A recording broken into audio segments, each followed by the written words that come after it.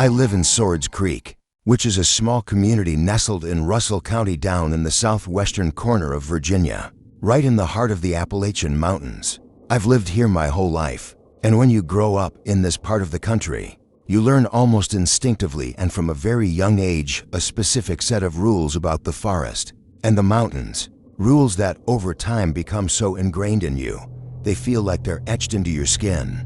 I was never the kind of person to scoff at local folklore or dismiss the stories about the entities and presences people say dwell in these woods. I've witnessed my fair share of strange things over the years, some difficult to explain, but never anything that made me feel directly threatened. And I've never in all my life been someone who breaks the rules of the mountains. My home sits a little ways off from the other houses, surrounded on all sides by thick, sprawling forest, and I spent most of my childhood out in those woods with my grandfather, wandering half-forgotten trails, learning the secrets of the land, and most importantly, understanding that the only thing keeping us safe out there is a mutual respect between us and whatever else lives in these mountains. My grandfather used to say that we don't need to understand everything out there or go looking for explanations every time we hear a whisper between the trees. We just have to respect them, and if we do, they'll return that respect in kind.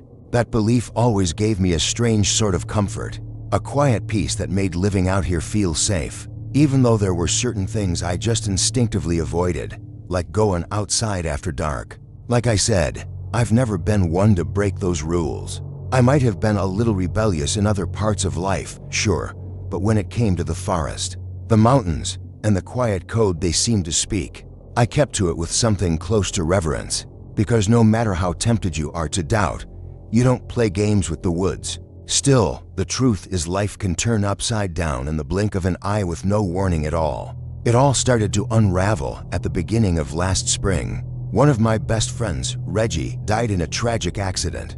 It was a brutal time, especially for me and James, the third part of our tight-knit little trio. We grew up together, shared every joy, every scrape, every heartbreak like brothers, and losing Reggie hit like a freight train. Even now, a whole year later, that wound still feels raw, still throbs, like it's just waiting to break open all over again. The real story started about 2 weeks ago. It marked the 1-year anniversary of Reggie's death, and James and I decided to honor him the way we knew he would have liked, with a few drinks and some shared memories. It was supposed to be a simple hangout like so many we'd had on birthdays or meaningful dates. But this time, Reggie's absence was impossible to ignore. The night was heavy with grief. The weight of realizing our trio was permanently broken was too much. And maybe that's why we drank more than we should have, trying to drown that ache with alcohol and laughter that didn't quite reach our eyes. The night was warm, typical for early spring, and we stayed out on the back patio, talking and reminiscing. That's when my two cats started meowing loudly and in a way that didn't sit right. They usually roam around during the day, but they don't come up to the windows at night. And on this night, they were especially agitated. Worried, I went inside to check on them, and though they were shaken up, they seemed unharmed. I went back outside and sat with James, and we kept drinking. It was already late when we decided to call it a night. James was a lot more drunk than I was, and I tried to convince him to crash on my couch. I didn't want anything to happen to him, but he insisted on heading home. He only lived about a 7-minute walk away, and even though everything in me screamed not to do it, I decided to walk him there just to be sure he made it back safe. That meant for the first time in years, I broke the rule about going into the woods after dark. But the truth is, I couldn't bear the thought of losing another brother, and in the state he was in, it wouldn't have taken much. A single misstep, a fall to make that happen. Getting him home went fine. No weird vibes, no strange noises. But on the walk back, I started to feel something that chilled me to the bone. It's hard to describe clearly, maybe because of the drinking, but I remember how the forest slowly sank into a silence so deep and unnatural. It felt like the whole world was holding its breath, waiting for something to happen. And then, just as my house came into view, I heard my name whispered from the trees. Any other night, I would have walked straight inside and locked the door behind me, pretending I didn't hear it. But that voice, it was Reggie's, and in my vulnerable state, I couldn't help myself. I turned and walked toward the tree line behind my house, toward the forest. I was just about to step across that symbolic threshold, the place where the backyard ends and the deep woods begin, when something snapped me out of it. It hit me like a lightning bolt. I was about to break another rule. That couldn't have been Reggie. I was at his funeral. I saw his body. Without a second thought, I turned and bolted back to the house, locking every door and window I could get my hands on, while my cats darted around the living room like they could feel it, too, that something was off. My grandfather's words, once a comfort, now rang in my ears like a warning. I figured the best thing I could do was go to bed and try to forget the whole thing, chalk it up to the alcohol and the grief playing tricks on me. In the days that followed, I did everything I could to convince myself I'd imagined it, that none of it had actually happened. But as the nights passed, they started to feel heavier. It was like something was watching me, something I couldn't see. My cats, usually bold and independent, started staying inside constantly, refusing to even go near the windows after dark. I finally decided to tell James what had happened, even though I knew how it might sound. I texted him, told him I needed to talk to him, asked if he could swing by. He responded right away, said he was just getting off work, that he'd stop by home real quick to change and head over. Since I had a little time, I hopped in the shower. I had barely stepped under the water when I heard someone knocking at the door. I figured James had changed his mind and come straight over. So I opened the bathroom window, which faces the back of the house, right where the knock came from, and yelled out for him to use the spare key hidden in the planter. I rushed through the shower, towel dried in record time, and stepped out. But the air in the house felt wrong, colder than it should have been, like maybe the door had been left open. I called out his name, but no answer. Looked out the window and realized it was already completely dark outside. Called again, still nothing. Dead silence. I went downstairs and the front door was wide open, but James wasn't there. I picked up my phone and saw a new message from him sent just a few minutes earlier, saying he'd gotten stuck at work and wouldn't be able to make it until after 9:30. The cold that hit me then didn't come from the night air. It came from somewhere deep inside where dread starts to settle like stone. That door had been locked. Someone had opened it. I slammed it shut and locked it, then went through the house room by room, searching for any sign of someone or something. But there was nothing. No sound, no shadow. Just my cats crouched behind the couch, frozen stiff like they'd seen something the human eye can't. Since that night, something shifted. I don't know how to explain it, but I know with a kind of fear I've never felt before that something is out there, watching, waiting. And for the first time in my life, I'm truly afraid, not just of the forest or the mountains, but of whatever inhabits in them, and of the fact that it clearly doesn't forget, and it sure as hell doesn't forgive when you break the rules.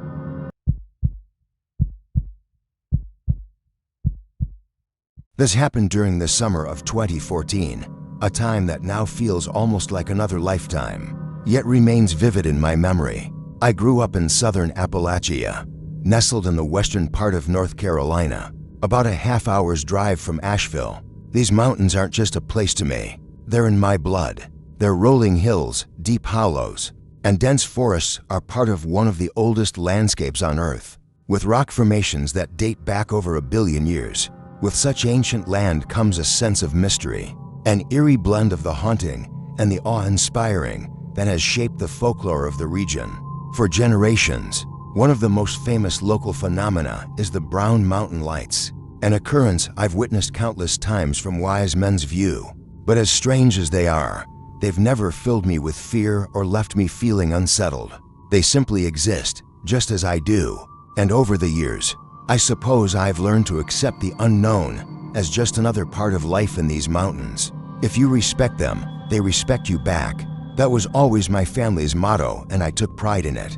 My girlfriend at the time was from St. Catharines, Ontario, Canada. We had met during university, and that year decided it would be a great idea to take a road trip together. Initially, our plan was to head up to Canada so she could visit her family. But around the same time, my grandmother, whom I hadn't seen in almost 2 years, fell ill. The doctors assured us it was nothing serious, just a bad case of the flu. But since it had been so long since I'd last visited her, we figured it would be worth taking a detour. That way, we could check in on her while also turning the journey into a proper road trip. From where we were starting, the drive to my grandmother's house was long, somewhere between 20 to 24 hours if we were to go non-stop. But of course, we had no intention of driving straight through without breaks. Instead, we mapped out multiple stops along the way to make the journey more enjoyable and less exhausting. Even though my girlfriend wasn't particularly used to the discomfort of sleeping in a van, the first leg of our trip was nothing short of incredible. She was completely in awe of the landscapes we passed, marveling at the rolling hills, the endless forests, and the changing colors of the sky as we moved through different regions. I, on the other hand, was just happy to see her reaction, knowing that I was finally able to share with her a piece of the world that meant so much to me. We made a stop in Buffalo to grab something to eat and restock on supplies, before continuing down to Pittsburgh, where we were lucky enough to catch a breathtaking sunset that painted the sky in brilliant shades of orange and purple. But it was once we crossed into West Virginia that the true sense of wilderness and isolation began to settle in. The roads stretched on endlessly, weaving through dense, shadowed forests with only the occasional small town breaking up the miles of unspoiled nature. After several hours of driving through this near, empty landscape, my girl glanced at the dashboard and pointed out that we were running low on gas. We pulled up the map to find the nearest station, which turned out to be a fairly remote spot, seemingly in the middle of nowhere. By the time we finally arrived, the sun had dipped below the horizon, leaving us surrounded by thick darkness, save for the dim glow of the station's flickering overhead lights. As we pulled in, my girlfriend made a joke about how places like this were straight out of a horror story. One of those eerie roadside stops where bad things always seem to happen in movies. We both laughed, but I could tell from the way she held herself that she was a little uneasy. Wanting to reassure her, I told her to stay in the van with the doors locked while I filled up the tank. I stepped out, the warm night air thick around me as I started pumping gas, the rhythmic clicking of the pump, the only sound breaking the stillness. I was about halfway done when a voice suddenly spoke up from behind me, cutting through the quiet with an unsettling edge. "You lost, son?" The question caught me off guard, not just the words themselves, but the way they were asked. I turned around to find a woman standing there staring at me with wide, unblinking eyes. She looked to be in her 50s, though something about her made her seem much older. There was something off about her presence, something creepy in the way she held herself, like she was high on something. Instead of answering her question directly, I instinctively asked if she was all right, if she needed help with anything. As I spoke, my eyes darted around, scanning for a car or any sign that she had arrived with someone. But there was nothing. The place was completely empty. I asked her again if she was okay, but she didn't respond, just kept staring at me with those two wide eyes. Something about her was deeply unsettling, sending a ripple of unease crawling up my spine. Without making it obvious, I subtly signaled to my girlfriend through the windshield, motioning for her to lock the doors. Not wanting to linger any longer than necessary, I made my way into the station and approached the guy behind the counter, casually asking if he knew the woman outside. At first, he seemed completely at ease, barely even looking up from whatever he was doing. But when he finally did glance in the direction I pointed, his entire demeanor shifted in an instant. His face hardened, his body tensed, and without saying a single word, he reached down, grabbed a Savage 110 gauge rifle, and started scanning the windows with a level of seriousness that sent my heartbeat into overdrive. I grew up around guns, so the sight of one didn't necessarily scare me, but the way he reacted did. Instinctively, I ducked a little, lowering my voice as I asked him what the hell was going on. His answer was short but chilling. He told me not to engage with her, that she was rarely ever alone, and that she was part of a group that lived deep in the mountains. He mentioned that the area had a history. People had gone missing over the years, and he was convinced that this group had something to do with it, even though the police refused to acknowledge any connection between the group and the disappearances. That was all I needed to hear. Without wasting another second, I paid for the gas, hurried back to the van, and climbed in, my pulse hammering in my ears. My girlfriend was already hunched forward in her seat, clearly trying to stay out of sight. She must have seen the guy with the rifle. I didn't stop to explain. I just started the engine and drove. She kept pressing me, practically yelling, demanding to know what was happening. Finally, I muttered that the people around here were crazy and that we needed to get as far away as possible. I thought about telling her everything, the warning, the missing people, but at that moment, I figured it would only make things worse.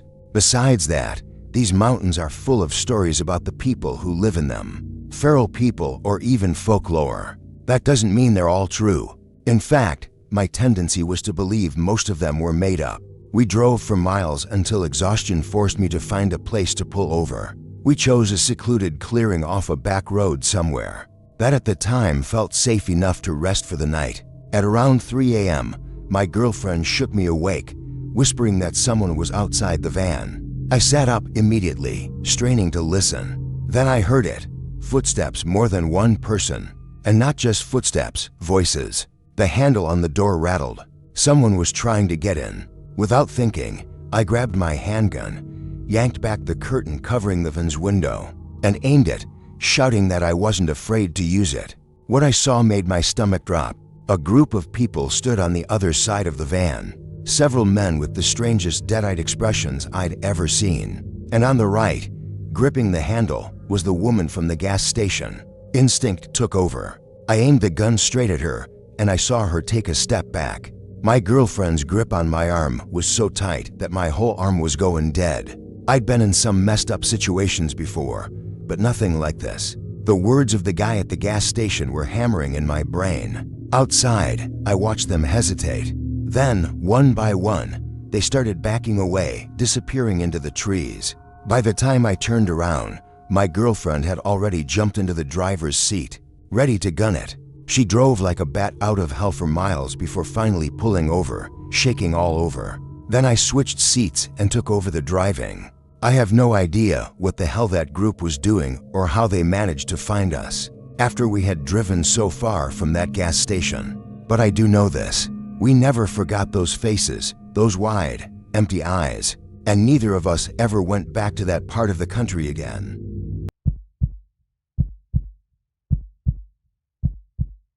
During the spring of 2021, something happened to me in Appalachia that I still struggle to explain. I was in the Shenandoah Valley area for a specific reason. I'm a sound engineer, 35 years old, and I'd been hired to do remote work from an airbase in the valley while my partner finished up some personal business back home. It changed how I see the mountains forever. I thought I'd chosen a quiet place to work.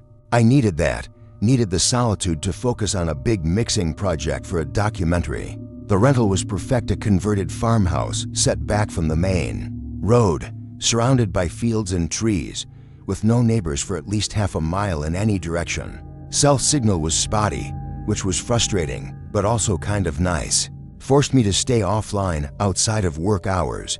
For the first week, it was exactly what I needed. I'd work, take breaks, walk around the property, listen to music, relax. But around day 8, I started noticing something with the audio recordings I was working with. I was mixing dialogue for the documentary, cutting and adjusting levels, when I realized there was interference in several of the tracks. High-frequency noise, almost at the edge of perception. It sounded like a whisper or a breath stretched out, almost musical but not quite.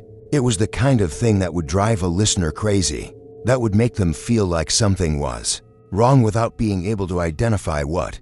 I tried to filter it out, but it was tricky. It seemed to exist right at the threshold where it was hard to isolate, without also removing parts of the actual dialogue.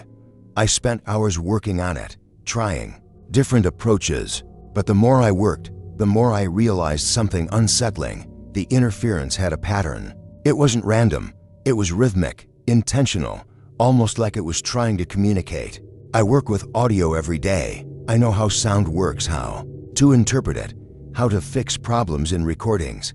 This wasn't a technical glitch. It was something else. I took a break and went outside. The sun was setting, painting the valley in shades of gold and purple.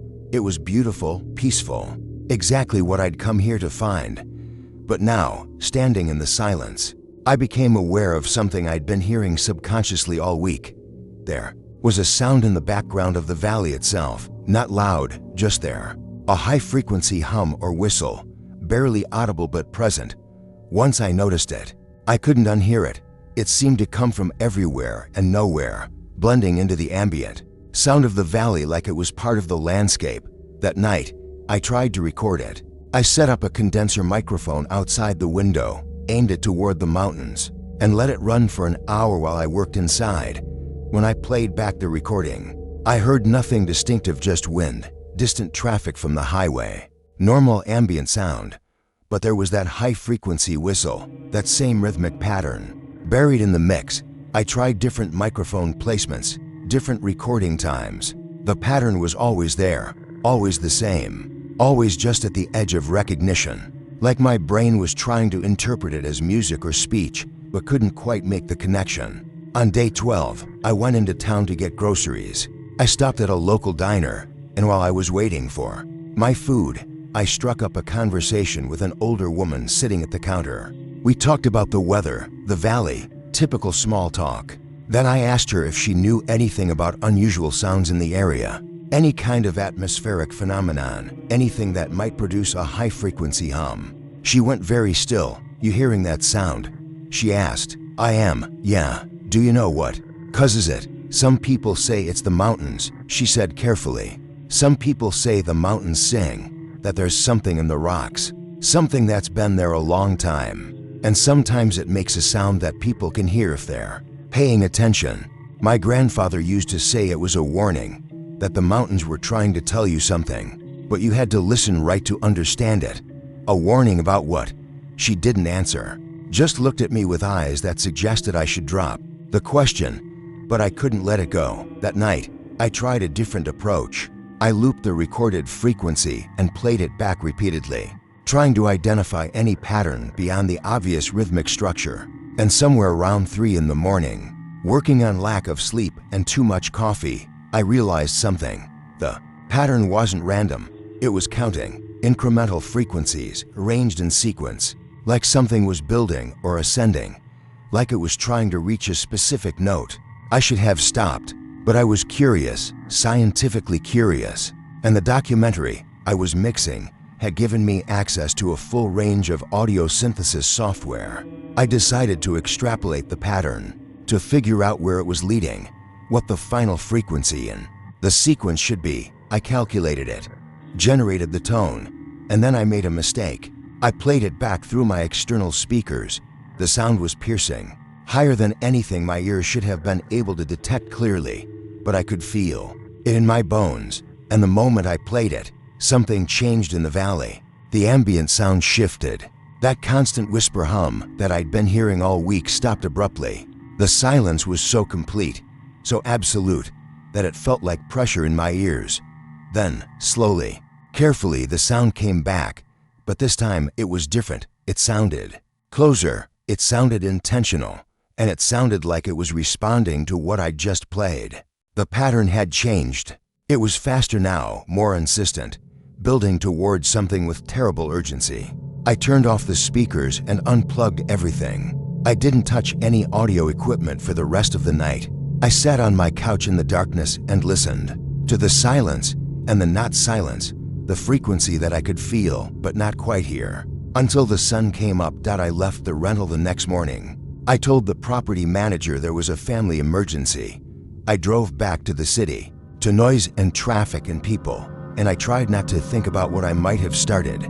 But I still have those recordings, the original valley ambience, the pattern I identified, the calculation of where it was leading. And sometimes, late at night when there's absolute silence around me, I can hear an echo of that frequency. And I wonder if I interrupted something in the middle of a communication that had been happening for centuries, or if I completed a pattern that something in those mountains had been trying to establish all along.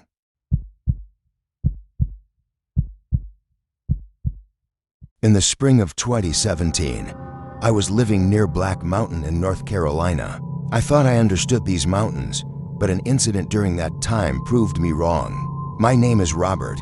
I'm 61 years old, and I grew up in these mountains. Before leaving for college and a career in the city, I came back to Black Mountain to retire. to reconnect with my roots, to find some peace in my final years. The cabin I rented was old, built sometime in the 60s, perched about halfway up the eastern slope of the mountain. It had good bones, a view through the trees toward the valley below, a creek running about a quarter mile away. Quiet. Perfect. I spent my first week settling in, unpacking, exploring the property and the surrounding forest. Everything felt right. The air, the silence, the sense of being removed from the modern world. I started developing routines. Coffee in the morning on the porch, walks through the forest, reading in the afternoon, cooking simple meals. But around day 10, I noticed something odd. There were marks on the trees near the cabin, fresh marks. Someone had been blazing the forest, cutting small V-shaped notches into the bark at regular intervals, marking a path. Except I was pretty sure I'd never seen them before, and they seemed to radiate outward from my cabin in multiple directions. At first, I thought maybe they'd been made before I arrived, and I just hadn't noticed. But the cuts looked fresh. The exposed wood hadn't dried or discolored. Someone had made them recently. I asked my landlord about it the next time he came by. He looked uncomfortable, said he didn't know anything about them, that they probably weren't anything to worry about. Then he changed the subject quickly. Over the next week, I became aware of other things. Marks on rocks, piles of stones arranged in specific patterns, almost like markers. A circle of trees that had all been burned on one side at approximately the same height, like they'd been marked by fire at some point in the past. The forest surrounding my cabin was a palimpsest of marks. Once I started noticing them, I couldn't stop. They were everywhere. Everywhere I walked, everything I looked at, there were signs of intentional marking, like the mountain itself was covered in a language I didn't know how to read. I asked some locals about it, took a trip into the nearest town and mentioned what I'd found. The responses were evasive. One older man, who'd lived in the area his entire life, asked me where exactly the marks were. When I described the general location, he just shook his head. They've always been up there, he said. Everybody knows not to mess with them. Mess with what, exactly? What are they? Markers, he said. Ways people keep track of things, or things keep track of people. Depends on how old they are. I pressed him for more information, but he wouldn't give it.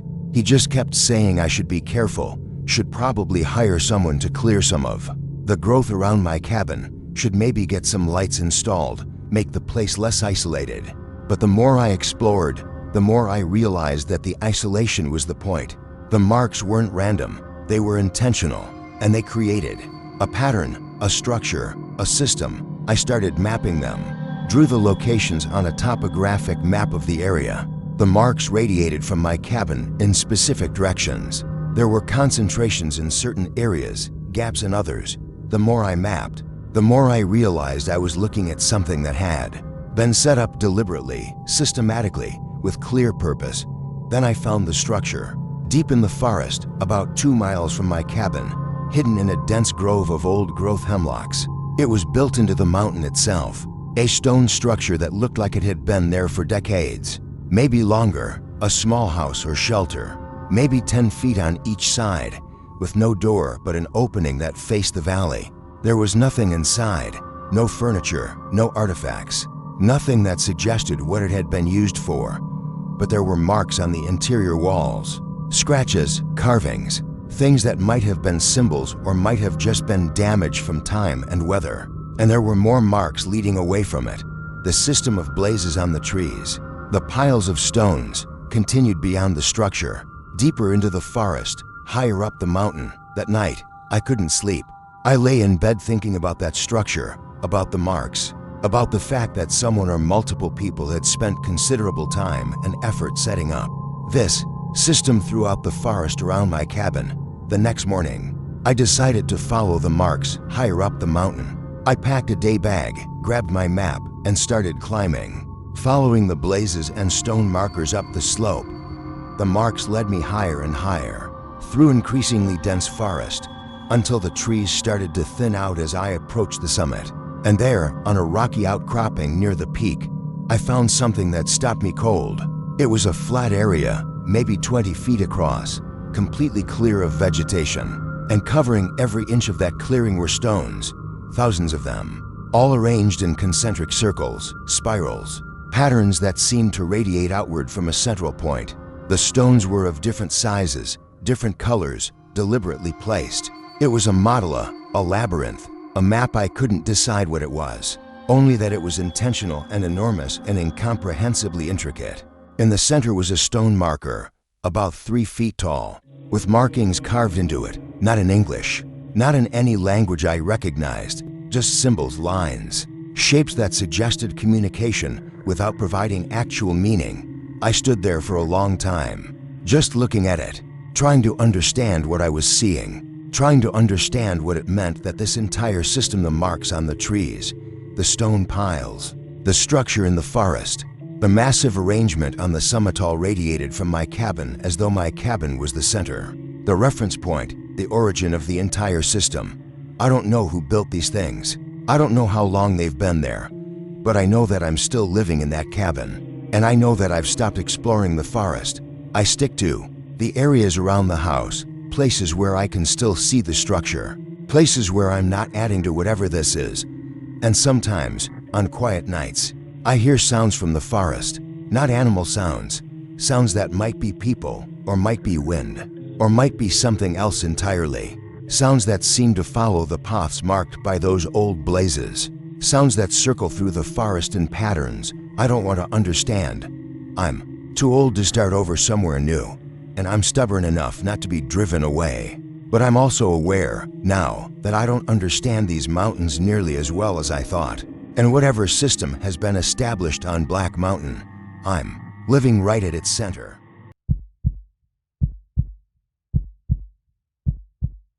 I've been a trail runner for over a decade. Started out doing short day hikes back in college just to clear my head between classes. Eventually, I graduated to longer tours, multi-day loops, high elevation passes, all that good stuff. Out there, away from the noise of work, bills, phones. It's the one place I feel like I'm not pretending to have my life together. Last spring, I planned a solo trip in the 100-mile wilderness in Maine. It heads east-northeast from the town of Monson and ends outside Baxter State Park, just south of a ball bridge. I've been in the Appalachian countless times. In fact, at least 50% of all the solo trails I've ever done were in those mountains. But I'd never been to this part, the most isolated stretch of the Appalachian Trail. I was looking forward to the quiet. The trip was supposed to be 2 nights and 3 days. I parked my car near the old service road that cuts off the highway and started early around 7 o'clock a.m. The air still had a bite to it, and I could see my breath for the first half hour. I had my pack, my GPS, enough food and water, and a bare canister just in case. I didn't see another soul the first day, not even a squirrel, until mid-afternoon. The trail was rough, poorly maintained, which I liked. It forces you to stay alert, and I enjoy the challenge. Around 4:30, I made camp in a small clearing beside an old dried-up creek bed. Perfect spot. I set up my tent, boiled water for dinner, and jotted a few notes in my trail log. I was out cold by 9 p.m. The woods were dead quiet. Too quiet, honestly. Usually there's a soundscape. Bugs, owls, wind, but that night felt off. Still, I chalked it up to the cold snap. Animals probably hunkered down. I know it's the biggest cliche in the book, but maybe there's a reason so many people experience this kind of silence in the forest before something bad happens. Still, despite that feeling, the night passed uneventfully. It was only the second day when things started to feel truly wrong. I broke camp early and got back on the trail heading south. About a mile in, I noticed bootprints that hadn't been there the day before. At first, I didn't think much of it. Maybe someone had come in from a different access point, but these weren't fresh. They'd been made recently, but not within the last hour or two. What caught my eye was the direction. The prints weren't headed in or out. They zigzagged like someone had wandered off trail, then circled back. A pattern that didn't make sense. It looked like they were made by someone who was either lost and scared or completely drunk. Then I found the candy wrapper, bright red, one of those generic gas station brand chocolates. What made it weird wasn't just the trash. It was that it was perfectly folded. Not torn, not crumpled, just folded, clean and neat, like someone had taken their time with it. I picked it up, shoved it into my trash bag, and kept going. I've never been the kind of person to leave garbage in the woods. Still, something about it stuck with me. A weird kind of intentionality. I saw the footprints again a little further on, and once again, they were completely erratic. Same person, same boots, but walking forward and back, circling, zigzagging. I started getting concerned. Whoever this was clearly wasn't well. Around noon, I stopped for a break and heard footsteps. Not wildlife, but actual human footsteps about 30 or 40 feet behind me up on the ridge to my left. I froze, listening hard, but the sound had already stopped. I scanned the ridge. Nothing, just trees, no movement, no color. I called out trying to see if anyone would respond, but there was nothing, just silence. I figured maybe it was another solo hiker who didn't want company. I get that, but the way the footsteps had stopped so suddenly gave me goosebumps, like whoever it was had been waiting for me to move again. On top of that, this area is genuinely isolated. Not that it's impossible to run into someone, but it's still strange. I was seriously starting to freak out, so I picked up the pace. That night, I camped earlier than planned. My legs were killing me, and I wanted enough time to set up before dark. I found a decent clearing and kept my gear close. Before bed, I walked the perimeter of the clearing with my headlamp just to make sure I wasn't being paranoid. Everything looked normal. No tracks until I got back to my tent and saw something sitting on top of my pack. Another candy wrapper. Same kind, same exact fold, clean and neat, placed right on top of my gear like a calling card. It's strange how something so simple yet so out of place can make you feel deeply unsettled. I kept the fire going, sat up with my headlamp on, and clutched the knife I always keep in my boot. The woods were quiet, but something wasn't right. I kept thinking about those boot prints, the bizarre path they'd taken. It might sound dramatic, but that wrapper had been placed there by someone I didn't know, someone who was clearly messing with me. Sometime around 3 a.m., I heard movement. Not the occasional twig snap that could be an animal, but pacing. Slow, deliberate pacing about 20 feet away, just outside the firelight. I didn't move, didn't even breathe. I just listened, and I swear to God, whoever it was, they were breathing heavy, like they were worked up. I stood up fast and yelled into the darkness that I was armed. Then it stopped. No retreating footsteps, no rustling, just dead silence. Unsurprisingly, I didn't sleep at all that night. As soon as the sun came up, I packed my gear in record time and bolted. I didn't care about finishing the route. I just wanted off that trail. About halfway back to the car, I stopped to catch my breath, eat something, and took a quick look around, just out of habit. That's when I saw him, standing among the trees, with a scruffy beard and clothes that looked about a decade old. He was maybe 50 yards behind me, standing perfectly still, just watching. When he realized I'd seen him, he raised a gun. Instinctively, I positioned myself between two trees and just ran as fast as I could toward my car. No looking back, no stopping. Finally, I reached my car, slammed the door, locked it, and tore out of there. Once I calmed down enough to think clearly, I drove straight to the nearest ranger station. I told them everything, gave them trail details, times, both campsites, even showed them the wrappers I'd kept. They were polite, listened carefully, but I could tell they didn't take it seriously. Said maybe I'd crossed paths with a transient or a bush hiker living off-road. Said it wasn't uncommon in that region. They took my report, promised to check the trail, but I walked out knowing nothing would come of it. A few days later, I posted about the incident on a backcountry hiking forum. I wasn't expecting much, just needed to get it off my chest. But that's when things got real. I got a private message from a woman who said she'd had a similar experience 5 years earlier, also in that same stretch. She'd been hiking with her brother and found small folded pieces of paper near their tent, each with a child's name and birthday written on it. She said they felt watched the whole trip, and one night, her brothers saw someone crouch near a tree just staring at them. They left the next morning, never went back. Since then, 3 more people have messaged me. One guy said he found a torn baby shoe hanging from a branch. Another woman said she was followed for 2 days by someone she never saw but could hear, always just out of view. One teenager said he heard a gun being loaded in the middle of the night. It's like there's someone out there, maybe more than one, living off that trail, terrorizing people, stalking them, who knows what else. The stories aren't identical, but they all point to the same thing. Something's not right in that part of the mountains.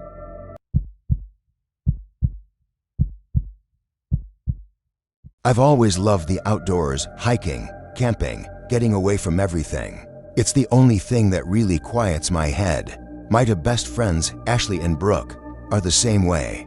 The three of us had been slowly working through the Appalachian Trail, section by section, whenever we could get time off work. We weren't pros or anything, but we had enough experience between us to feel confident out there. This happened in October a couple years ago. We decided to take on a more remote stretch through Southwest Virginia. That part of the trail cuts through some deep national forest land, and we'd read that it was one of the quieter sections. That's exactly what we wanted. Just the three of us, no crowds, and some peace in the woods. We parked at a long-term lot near a trailhead, threw on our packs, and set out mid-morning. First day was gorgeous. Crisp air, leaves turning, barely saw anyone. I think we passed one other hiker the whole day, and he barely gave us a nod. I remember thinking how perfect everything felt.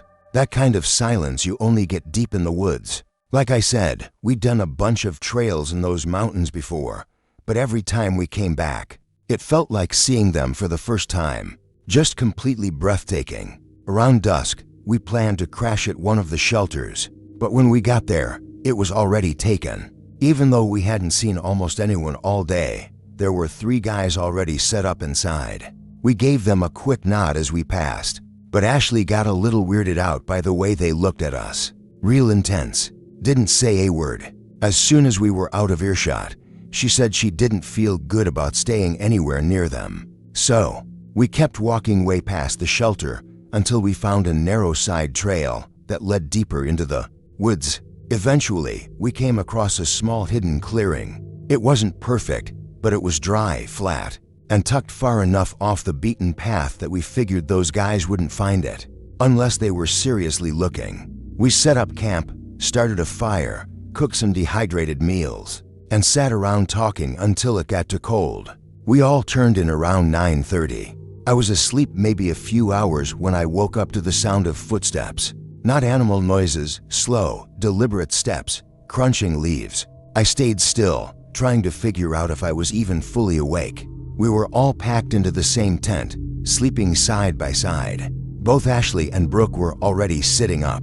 Their eyes were wide, and they were just staring at each other, dead, silent. Something was definitely off. I quietly reached for the pistol I kept stashed in my pack. I always bring it just in case. I signaled for them to stay quiet. I slid out of the tent as slowly as I could and crouched low with my flashlight and gun ready. I didn't turn the light on right away. I wanted my eyes to adjust. I stayed like that for almost a minute. Then I heard a twig snap, off to the right, maybe 15 feet away. I flicked on the flashlight and pointed it straight at the sound, but I didn't see a damn thing. Just trees. Then I caught it. Movement, barely a flicker. A person ducking behind a tree. I yelled out, said we were armed and they needed to get lost. No answer, so I started to move toward the spot slowly, flashlight and gun steady. That's when I heard someone else running off to the left this time. And then almost simultaneously, another person took off in the opposite direction. 3 people. I was pretty sure it was those guys from the shelter. They saw 3 young hikers, 2 of them girls, and probably thought we'd be easy targets. Like they could mess with us and get away with it. I backed off fast, hard in my throat. I didn't chase them. No way I was going to follow 3 unknown people into dark woods. I went back to the tent to tell the girls what I saw. When I got there, Ashley was outside the tent, crouched down, gun in hand, scanning the woods with her eyes. We stayed up the rest of the night. I kept the pistol in my lap and never let go of the flashlight. Every little sound had me tense. Ashley stayed up the entire night, straight as a soldier, constantly watching the tree line, like she knew something was about to go down. By morning, we were exhausted, but agreed to keep going. We considered the possibility that it was just an attempt to keep us away from the shelter, or maybe just a pointless prank. Some people love messing with others and just harassing them for fun. We hiked fast all day, didn't eat much. Every now and then, we'd stop and listen. I kept getting this feeling like we were being watched. That crawling sense in the back of your neck when someone's eyes are on you. Towards sunset, Brooke found a narrow ravine with a rocky overhang. It was tight and we barely had room for the tent, but it was hidden and hard to reach. We thought it'd be the perfect place to stay out of sight. I spent the day telling them not to worry, that everything was fine and we wouldn't be bothered again. But the truth is, I wasn't sure if I was trying to convince them or myself. We didn't bother with a fire that night. Too risky. We sat in the dark, ate cold food, and tried not to talk much. Eventually, Ashley laid down. Brooke tried to stay up with me, but we were too tired. I told her to sleep. I'd keep music watch. Sometime around 2 a.m., I must have nodded off. I woke up to the sound of our gear being moved around. At first, I thought it was one of the girls. Then I remembered exactly where they were lying. This wasn't either of them. I reached for my pistol again, got the flashlight, and stepped out of the tent slowly. I didn't even speak. I just scanned the area with the light. I saw someone crouch near our packs. As soon as the beam hit them, they bolted, ran straight down the ravine. But before I could even react, I caught sight of more movement behind the trees. I moved up the incline a bit, trying to see where they went. That's when I saw it. For lights, they were down near a creek bed, maybe 50 yards out. 4 of them, standing still, watching. They weren't surprised, and they didn't run. They were just standing there, like they'd been waiting. Then I saw one of them grab something from his waist, and I saw something gleam. A knife. No, not just any knife. It was a machete. Everything happened too fast. I pointed my gun straight at them. Then I heard a shot, but I hadn't fired. Behind me was Ashley, gun in hand. No hesitation. She'd fired a warning shot into the air, but everyone knew the next one wouldn't be a warning. I backed away slowly while Ashley kept her gun aimed at them. I ran to the tent, shouting at Brooke to grab whatever she could. We were leaving and we were doing it right now. I explained it wasn't just 3 people out there, but more. Someone was stalking us, and from the glimpse of that machete, it didn't seem like they just wanted to rob us. We hiked through the rest of the night. No trail, just straight through brush and trees. We didn't stop. The next day, we kept going. We were scratched up, bleeding, barely ate. At one point, I turned around and thought I saw someone way off in the trees behind us, just standing there. We didn't stop until almost 36 hours later when we got back to the road and flagged down a truck to stop. Thankfully, he didn't hesitate and let us in. To this day, I don't know what those people wanted. They weren't trying to rob us. They knew we were armed. They still kept following us, tracking us. There's something wrong out there in those woods. Not supernatural, just people. People who've let that kind of isolation twist them into something else. Obviously, everything was reported to the police, but to this day, we haven't heard a thing. We've been keeping up with the news, and so far, 2 solo hikers have gone missing in that area. The police told us the cases weren't connected, but something about it all feels very strange.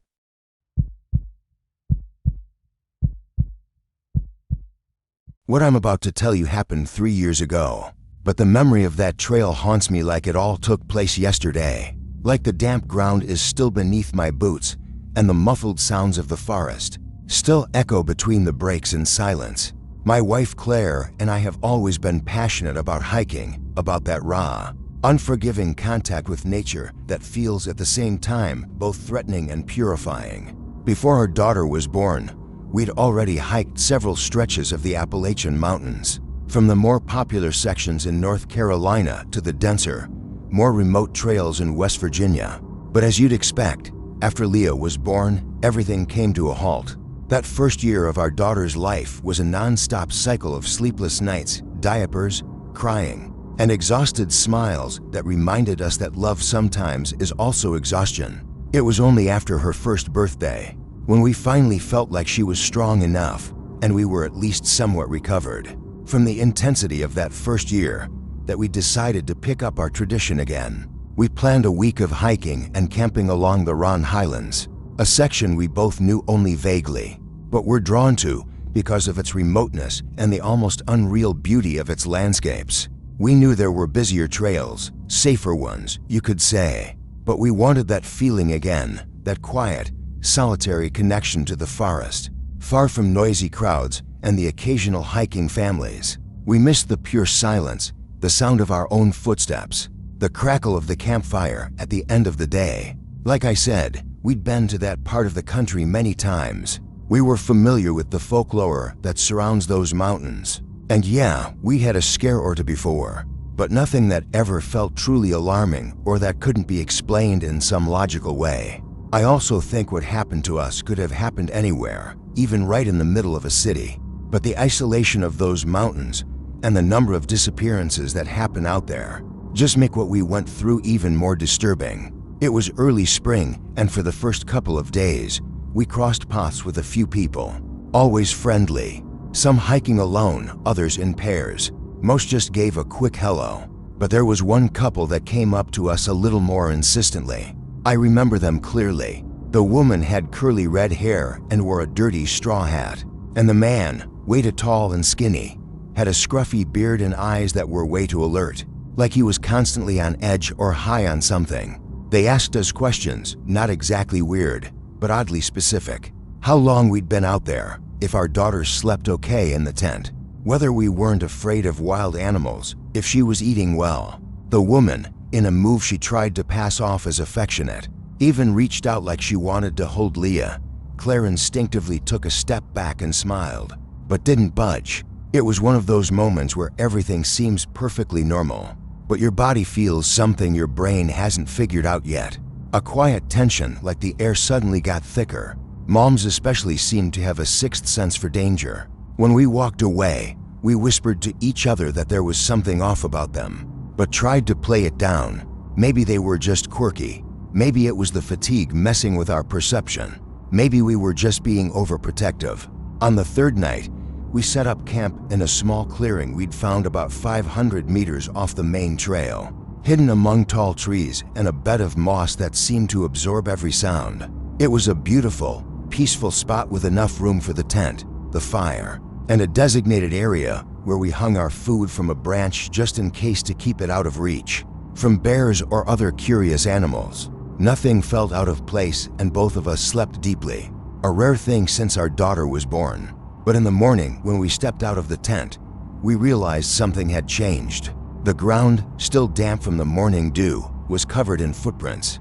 Human ones. Not just one or two, but several. Like more than one person had walked around our campsite during the night.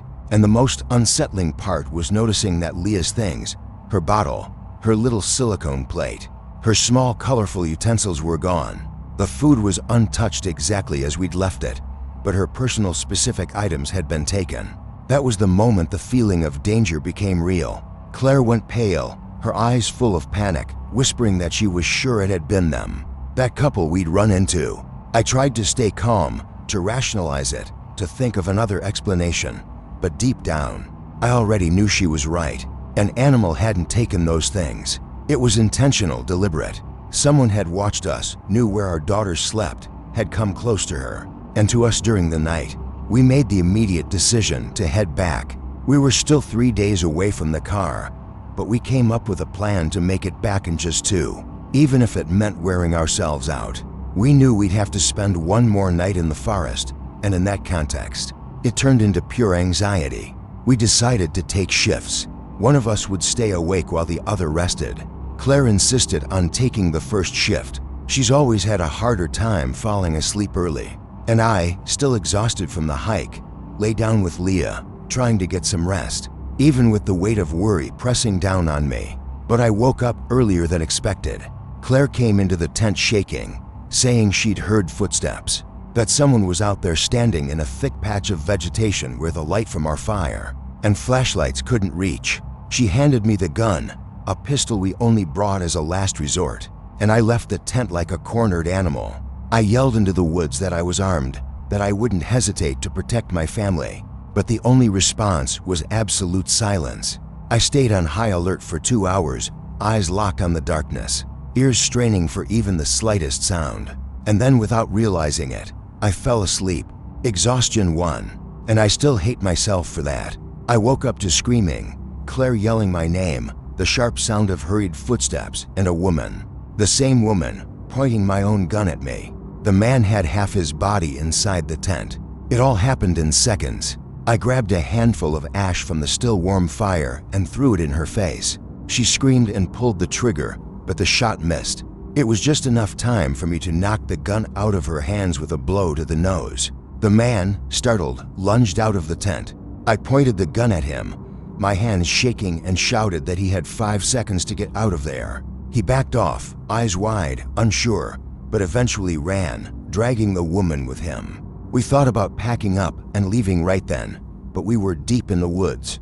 No light, our daughter still in shock. So, we decided it was safer to wait for the first light of morning and leave as soon as the trail was lit. It was a brutal hike back. Leah cried for half the time, and Claire and I were beyond drained, but we didn't waver. We reported everything to the police, gave them detailed descriptions, maps, dates, but they found no trace of what we described, and the case was closed for lack of evidence. Only a few weeks ago, we were contacted again by an officer saying the case had been reopened. Another couple in a different part of the same trail reported a similar incident, with descriptions matching that same pair. Not a single day goes by without me thinking about that night, that moment when the woman's eyes met mine, full of something I'd never seen before. It wasn't just malice or madness, but a kind of emptiness. An emptiness so deep it feels like it stayed inside me ever since. The forest stopped being our refuge. Now it's just a place where silence screams louder than any sound. A place that reminds us that no matter how experienced or prepared we think we are, terrible things can still happen to us.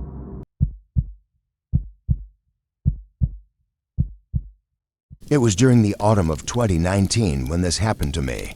I had been in Appalachia for about 6 weeks, staying near Wise County, Virginia, a place people here talk about in cautious tones. I came down to work on a restoration project for an old Methodist church, the kind of work I've been doing for 15 years as a preservation carpenter.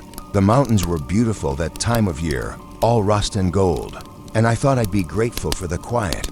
The job was straightforward. The church needed its original hand-hewn beams reinforced, some rot removed, the roof stabilized. It was the kind of work that could take 2 months if done right. One rented a small house about 4 miles from the church, a 1-bedroom place owned by a woman named Dorothy who seemed relieved to have someone rent it. She didn't ask many questions about my background, just took my first month's deposit and handed me a key that felt older than I was. The house sat alone on a dirt road lined with pine trees so old and thick that even in daylight, the place felt suspended in twilight. There was no cell service. The landline Dorothy left me didn't ring once in my first week. I didn't mind. I'm a quiet person by nature, the kind who prefers the sound of wood being worked to most human conversation. But after about 10 days, I started noticing something odd about the silence, that it wasn't peaceful quiet. It was the kind of silence that has weight to it, that presses against your ears like you're underwater. Natural silence, the kind you get in forests, has a texture. There are bird calls in the distance, the sound of wind through branches, the crack of dead wood falling. The silence around that house felt manufactured, like something was absorbing sound before it could fully exist. I'd be working in the evenings, sanding boards on my porch, and I'd realize I couldn't hear anything. Not a single cricket, not wind. The porch lamp would be on. Moths usually swarm those lights, but there were none. I'd sit there in the yellow light and absolute silence, waiting for something to happen. But nothing ever did. At the church, the older men who worked with me didn't want to talk much. There was this guy named Jim who'd bring his truck by to help me haul materials. And one afternoon I asked him about the quiet. He looked at me like I'd asked him something in another language. "What do you mean, quiet?" He said. "The silence," I said. "Around that house I'm renting. It's different." He was quiet for a long moment, then he said, "Different how?" "It just feels heavy, like something's keeping everything from making noise." Jim didn't say anything else. He finished helping me unload the truck and left without another word. The next day, Dorothy came by the church to drop off some paperwork, and Jim called her over. They stood talking for about 5 minutes, and Dorothy kept glancing at me. After she left, Jim told me I should probably find somewhere else to stay. That house isn't good, he said. People don't usually stay there long. What's wrong with it? I asked. It's the quiet, he said finally. When the quiet gets that heavy, it means something's listening. I thought he was playing some kind of Appalachian game with me, trying to spook the outsider. So I stayed, but the quiet got worse. By the third week, I was noticing that the silence wasn't consistent. It would build and build, getting heavier and more oppressive, and then it would break suddenly, like something had changed. But nothing would actually happen when it broke. Just the silence returning, reset, starting to build again. I started keeping track of it in a notebook. The pattern seemed to peak around midnight and 3 in the morning. On those nights, I'd lie in bed and feel that weight pressing down on me so hard I could barely breathe. It felt like something was in the room with me, taking up space, absorbing air. One night I got up and turned on every light in the house. I walked through each room, and the silence followed me. In the kitchen, I opened every cabinet, dropped pots on the floor, turned on the radio at full volume. The noise felt thin, insubstantial, like it was being swallowed before it could fully exist. When I turned off the radio, the silence came back, but it felt different this time. It felt satisfied. I called Dorothy and told her I was leaving early, that something wasn't right with the place. She didn't argue. She just said to leave the key on the porch and she'd settle things with the church. Jim drove me to the bus station in Norton. He didn't talk the whole way, but before I got out of the truck, he said something I've never forgotten. It's still listening, he said. Even now that you're leaving, it'll be listening to where you go. The quiet doesn't really end for people. It just travels with them. I moved to a different state that week, but Jim was right about one thing. The quiet did follow me, not in the same physical way, but in how I experience silence now. Whenever it's too quiet anywhere I go, I feel that weight again. I feel like something's listening, and I've learned to hate the sound of my own voice because it's the only thing that keeps the silence from getting too heavy. I never went back to Wise County. I heard the church got its restoration done, but not by me, and I've never asked anyone to talk about that house because I don't want to know what was actually in that silence with me. Some questions, I think, are safer left unanswered.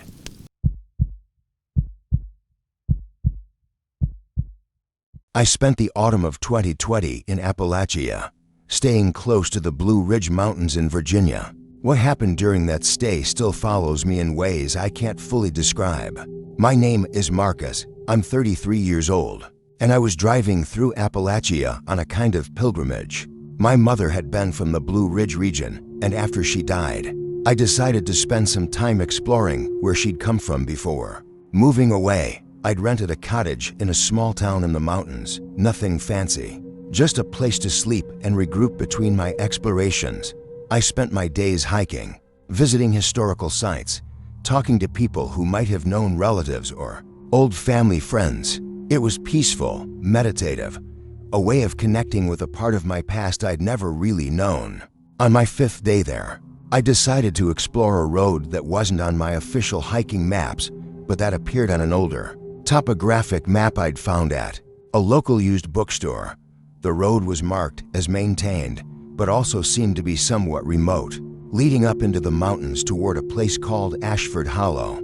I drove up the narrow asphalt road, winding higher and higher into the hills. The road was older, cracked in places, with sections where the forest had reclaimed parts of the edges, but it was still drivable. I kept thinking about my mother, wondering if she'd ever driven this road, if she'd explored these mountains the way I was doing now. After about 20 minutes of driving, I noticed something odd. The road ahead seemed familiar. Not specifically, not in a "I remember this exact spot" way, but in an overall sense. The curve of the road, the specific grouping of trees, the way the landscape opened and closed around me. I'd seen this before. Then I realized I was seeing it again. I'd passed this exact spot 5 minutes ago. I kept driving, assuming I'd gotten confused, maybe convinced myself I was at a place I'd already been when in fact I was just in a similar looking section of road. But it kept happening. Every 5 or 10 minutes, I'd pass a distinctive landmark, a scarred rock face, a dead tree in a particular shape, A rusted mailbox hung on a pole, and I'd recognize it from earlier in the drive. The road was looping, not in a tight circular way that I could see, but gradually, incrementally, folding back on itself in a way that wasn't immediately apparent, but that was undeniable. Once I started paying attention, I stopped the car and tried to mark my location. On my phone's GPS, it showed me moving forward, making progress up the mountain. But my eyes were telling me something different. My eyes were telling me I was driving in a repeating circuit, not advancing. I decided to turn around. I'd driven for maybe 40 minutes by that point. I turned the car around and headed back down the mountain, but after what seemed like the same amount of driving time in the opposite direction. I came around a curve and found myself at the point where I'd turned around, my car suddenly facing back up the mountain. I didn't turn around again. I just drove forward, continuing up the road, trying to maintain my orientation by watching the time and the GPS, even though both seemed to be lying to me in complementary ways.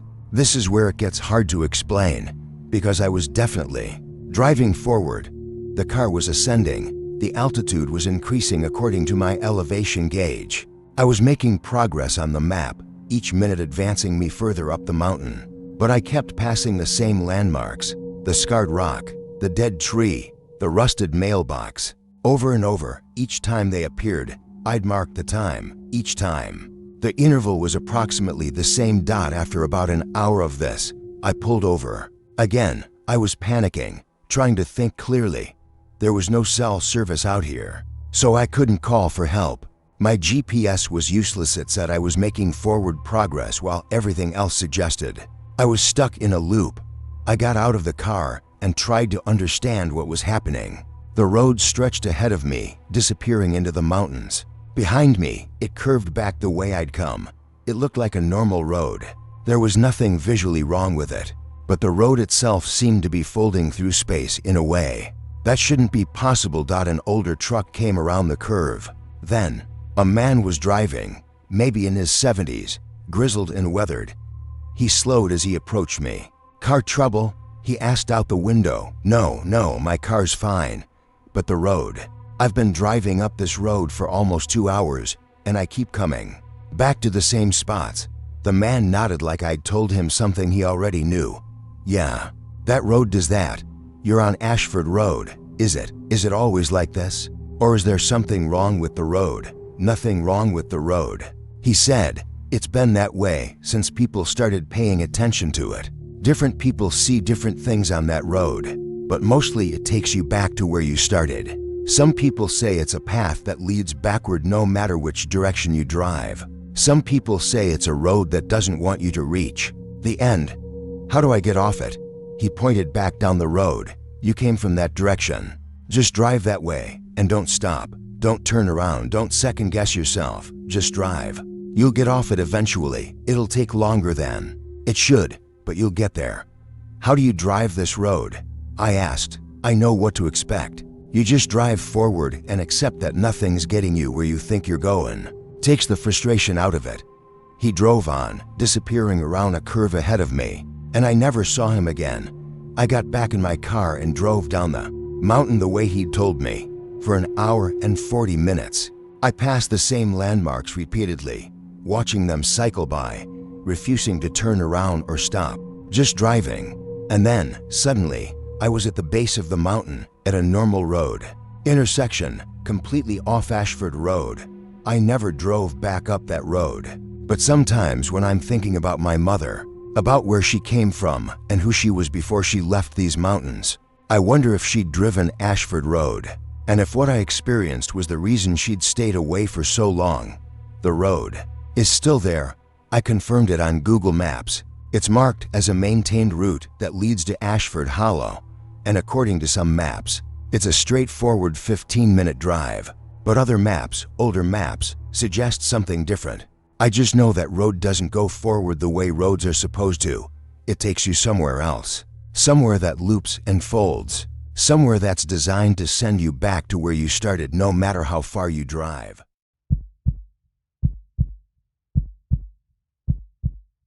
Back in November of 2016, I was staying in a small place near Klingman's Dome in the Great Smoky Mountains. I had been there only a few days when things started to feel strange. My name is Derek. I'm 29 years old, and I'd come to the mountains to work as a freelance photographer, shooting landscape photography for a travel website. I'd rented a small cabin about 2 miles from the popular tourist area, in a quieter section of the park. The first 2 days were productive. I hiked to various viewpoints, took hundreds of photographs, managed my equipment, worked on editing. The mountains were beautiful in their late autumn state. Trees bare or nearly bare, mist hanging in the valleys, the air crisp and clear at higher elevations. On the third evening, I noticed people in the distance. I was editing photos on my laptop when I glanced out the window and saw figures moving through the forest about 100 yards from my cabin. There were several of them, and they seemed to be walking deliberately, following some kind of path through the trees. I didn't think much of it at first. The park has trails, and people hike them even in November. But then I noticed something. None of them were carrying any gear. No backpacks, no water bottles, no hats or jackets despite the cold. They were just walking, in a group, moving through the forest with purpose. I went back to my editing, but the sight of them had registered in some way. Later that night, I heard sounds outside. Footsteps on the porch, not heavy, not aggressive, just present. Someone or something was walking around my cabin, circling it slowly, deliberately. I turned off all the lights and waited. The footsteps continued for maybe 10 minutes, then stopped. By the time I felt brave enough to look outside with a flashlight, there was no one there. No tracks in the dirt, no sign that anyone had actually been there at all. I told myself it was probably just an animal, a bear, maybe, or a large deer. I was jumpy from being alone, from the quiet, from my own imagination in the dark. But the next day, I saw the people again. Same group, same lack of gear, same deliberate walking. This time I counted them.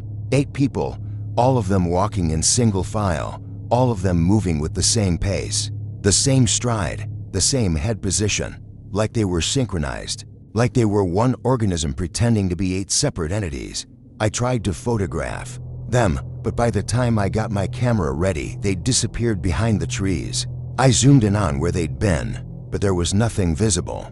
No sign they'd ever been there at all. That night, the footsteps came back. This time there were more of them, and they circled the cabin multiple times. I could hear them moving. Round the porch, could hear the boards creaking under unseen weight. Could hear something that might have been breathing against the cabin walls. I called the park ranger station and reported possible trespassing. The ranger I spoke to sounded annoyed. He said hikers sometimes cut through private property, that there wasn't much he could do about it unless they were causing property damage. He asked if they'd bothered me directly. I said no, just that they'd been near my cabin at night. They're probably just passing through, he said. Not much you can do about it. Just lock your doors. I locked my doors. I also locked all the windows and left every light in the cabin on. The people appeared again on day 5 and again on day 6, but now I was paying closer attention to the details.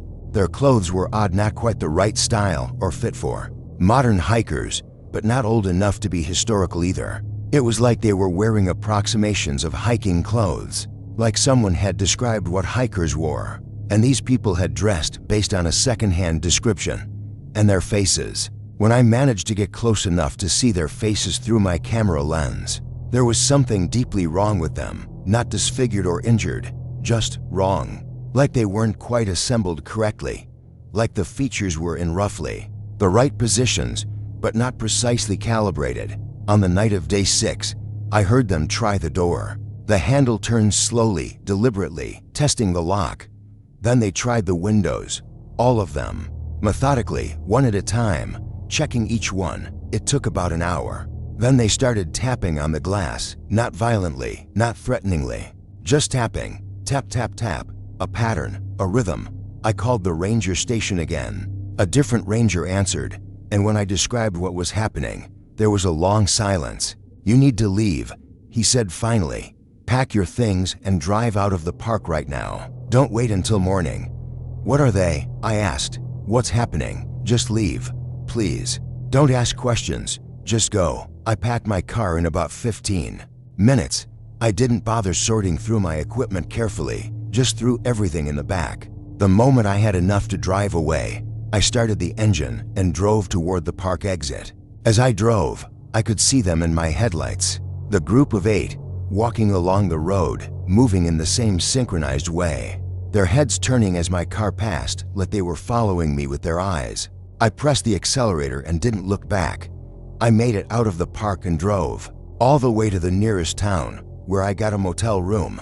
In the morning, I tried to go back for the rest of my equipment, but I didn't make it very far into the park before I saw them again. Standing beside the road, waiting, I turned around and drove back to the town. I filed a report with the park ranger office, filed a report with local police, tried to explain what I'd experienced.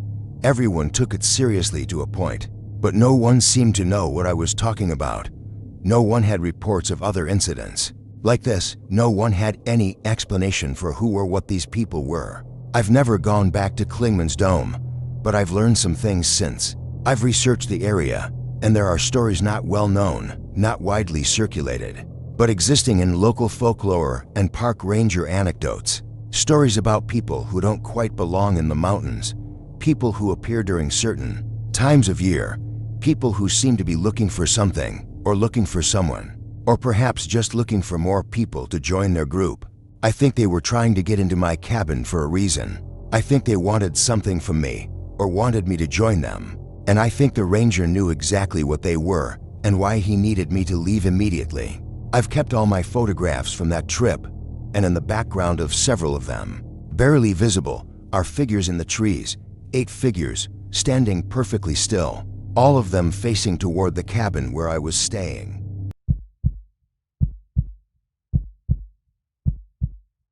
This happened during the winter of 2017. I had lived in Appalachia for 11 months. That winter, I was staying near Beckley, West Virginia, a place that locals describe with a mix of pride and quiet fear. I'm an archaeologist, and I'd been studying Appalachian settlement patterns for my doctoral dissertation. I'd rented a small house outside Beckley to use as a base for fieldwork, and I'd spent the autumn doing site surveys and cataloging artifacts. When winter came, the digging became harder, but the work continued. I spent my days in the field, my evenings processing notes and artifacts in my house. The cabin I rented was isolated, about 3 miles from the nearest neighbor. It had a generator instead of a full electrical hookup, and the water came from a well. These things didn't bother me. I liked the isolation.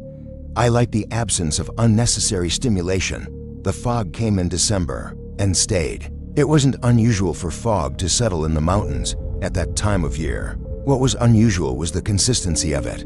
For 12 days straight, the fog didn't lift once. It just sat there, thick and white, reducing visibility to maybe 20 feet from any direction. The radio mentioned it was an unusual weather pattern. The few neighbors I knew mentioned it was strange, but not unprecedented. By the 4th day, I started noticing the footprints. They appeared in the snow outside my cabin, circling the building. They were human footprints, bipedal, roughly my size, but they weren't mine. I hadn't been outside the cabin since the fog came in. I'd gone in with enough supplies to last a week, yet here were prints, fresh in the new snow, suggesting someone had walked around my cabin multiple times. I told myself it was from before the latest snowfall, that I was misremembering when it had last snowed. But the prints looked fresh. The edges weren't rounded or melted. They were sharp and precise. The next morning, there were more prints, and this time, they led to my back door where something had scratched at the weathering, leaving long gouges in the wood like fingernails drawn down the surface. I called my department head and mentioned the footprints casually, as if they were no big deal. He told me it was probably just a neighbor checking on me, that people in Appalachia were community-oriented in that way. But he sounded uncertain, like he didn't believe that explanation either. Over the next few days, things escalated slightly. I'd find the windows fogged from the inside when I woke up, as if someone had been breathing against the glass all night. I'd hear footsteps on the porch, walking back and forth, at odd hours. Once, I heard what sounded like a hand pressing against the door, testing it, then releasing. The fog never lifted. On day 9, I was looking out a window at the nearly invisible forest beyond the fog line when I saw a figure. It was standing about 50 yards from the cabin, barely visible. Shaped like a human, but wrong somehow. The proportions seemed off. It stood for a long time, completely still, and I realized it was looking at my window, looking at me. I backed away from the glass. My heart was racing. I told myself I hadn't actually seen anything, that the fog was playing tricks. But I knew what I'd seen. I knew someone or something was out there. I turned on all the lights in the cabin. I tried to call for help, but my phone had no service, which was normal for the area but felt sinister now. The generator hummed in the basement. The fog pressed against every window, a solid white boundary between me and whatever was outside. That night, I heard knocking. It was slow, deliberate, not frantic or threatening exactly, just persistent.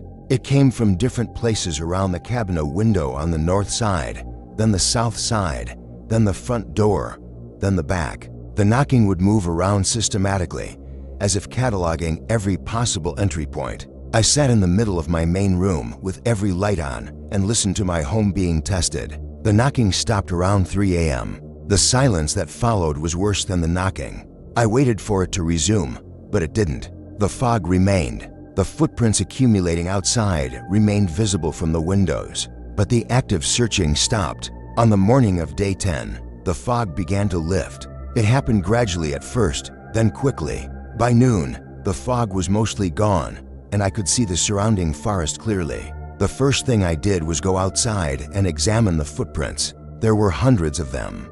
The entire perimeter of my cabin was covered with overlapping footprints, layered so densely that they looked like a single churned patch of snow around the building. But worse than the number was the fact that they all led in one direction. They converged toward a point about 100 yards into the forest, like they'd all been walking toward something or coming from something. I followed the converging trail and found a small clearing. In the center of the clearing was nothing, no sign of anything, just a patch of untouched snow. But it was warm to the touch, and it was melting slightly even though the temperature outside was well below freezing. I went back to town that day. I didn't return to collect my equipment or my research. I paid out the lease and left West Virginia. Before I did, I asked a few people in Beckley if they'd ever experienced something similar. One man, a local historian, said he'd heard stories about visitors in the fog, about things that came during winter and walked around homes. He said it happened rarely, and people didn't talk about it much. He said the visitors never came inside, as if they couldn't or wouldn't. He said they just walked and tested doors and windows, and when they were done, they left. When I asked if anyone had ever seen the visitors clearly, he got quiet. He said once, a man had tried to confront the visitor while it was still in the fog. He'd gone out with a rifle to see what it was. He'd come back different, never spoke about what he'd seen, eventually moved away. I defended my dissertation remotely. I never went back to those mountains. I don't do field work in Appalachia anymore, but I think about that clearing sometimes, about the warmth of the melting snow. I think about whether the visitor was warm or cold. I think about what it wanted, what it was looking for, why it tested my cabin so methodically. And I wonder what would have happened if the fog hadn't lifted on day 10. I wonder if it would have stayed indefinitely, if I would have eventually opened the door just to make the waiting end, if I would have seen what stood on the other side of my threshold in that white, suffocating fog. Sometimes in winter, when fog settles where I live now, I feel the same dread I felt in that cabin. I feel like something is testing boundaries, walking around structures, looking for a way in. And I keep every door locked, every window sealed, every light burning through the night. I tell myself I'm being irrational, but I also know what I saw. I know the footprints were real. I know something was out there, and I know it was looking for me specifically. And I know that if it found me now, somewhere years later and far from those mountains, I wouldn't be surprised. Some visitors follow you. Some visitors wait patiently for you to return to the place where they first found you. And I have a terrible certainty that one day the fog will come and the footprints will appear outside my door again, and this time I won't escape.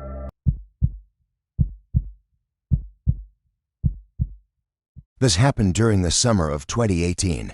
I had visited Appalachia for 4 weeks. That summer, I was staying near Pikeville, Kentucky, a place that locals describe with a mix of pride and quiet fear. I was a documentary filmmaker working on a project about the opioid crisis in Appalachia. I'd come to Pikeville with a small crew to conduct interviews and gather footage. We were based in a hotel on Main Street, and I spent my days driving through hollers with a camera, filming deteriorating homes and abandoned strip mines, interviewing people who'd lost family members to addiction. It was brutal, exhausting work, but necessary. The stories needed to be told. One afternoon, a local contact named Sarah mentioned a hollow about 30 minutes outside town where multiple families had been affected by addiction. She said the area was quiet now, that most people had either moved away or died. She warned us that it could be depressing to film there, that the emptiness might be difficult to capture effectively. We drove out anyway. The hollow was called Blacklick, though nobody seemed to know why. The road leading in was barely maintained, heavily overgrown. We drove for what felt like longer than 30 minutes, and I started wondering if we were lost, but Sarah assured me we were close. Just a bit further, then the road opened into the hollow proper. It was striking in its desolation. About a dozen houses scattered across the hillsides, most of them boarded up. The grass was overgrown. There were cars in driveways that looked like they hadn't moved in years.